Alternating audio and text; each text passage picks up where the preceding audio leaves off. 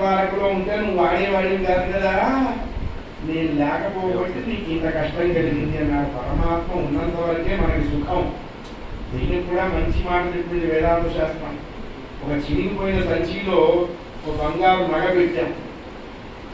సంచి ఎలా ఉంది అన్నారు, చిల్లుల కొంతలాగా ఉంది అన్నారు.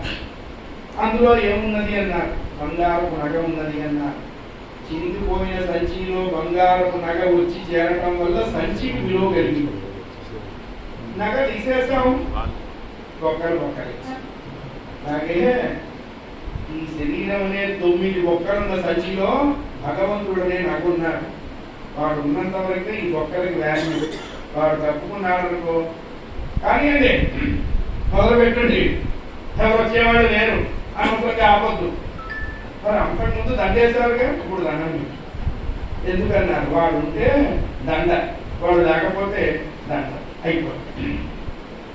పరమాత్మని ఆశ్రయించి 7 రోజులు ప్రయాణం చేసి ద్వారకానగరం చేరి వాళ్ళకి చెప్పాడు, ప్రతిహారకి ఆయన ఉండిన నగరం నుంచి కృష్ణ దర్శనార్థం ఒక భక్తుడు వచ్చాడని మీ వారిని చెప్పండి.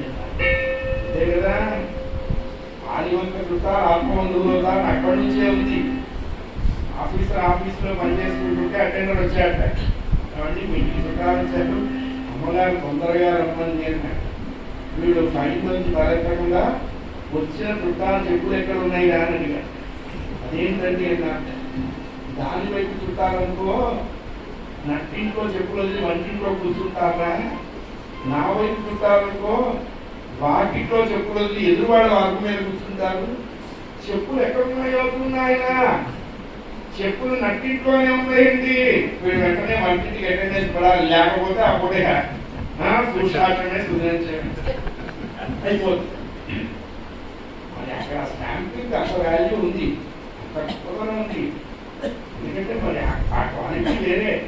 పిల్లవాడు పగల కొట్టి ఏడుస్తుంటాడు, నాన్న పదకొండు పెట్టవా, లేదా 11 పెట్టవా, వెన్నీకవా, లేదా ల్యాప్టాప్ పెట్టవా, ఏదో ఒకటి. వీడు ఎన్ని పెన్నున్నా 10 రోజులు కానీ బళ్ళు చేయండి, 20 పక్క కొట్టా, 20 పాలిస్తా, సంపుదా ఈసారి పెన్నన్నా ఉంటాయి. నా కళ్ళ కింద సంపాదనంతా నీ పెన్నులకే సరిపోతుంది సార్ అడిగా ఉంటే నరికేస్తా, ఆపేస్తా, పొందుతుంటారు. ఇంగ్లీష్లో సిద్ధాంతం ఉంది, triple system, reflection, reaction, resound. ఎప్పటి వరకు వీడి డైలాగ్ డెలివరీ అన్నారు, ఆ వంటింట్లో ఆవిడ గిన్నెలు కలుగుతున్నాడు ఉండేంత వరకు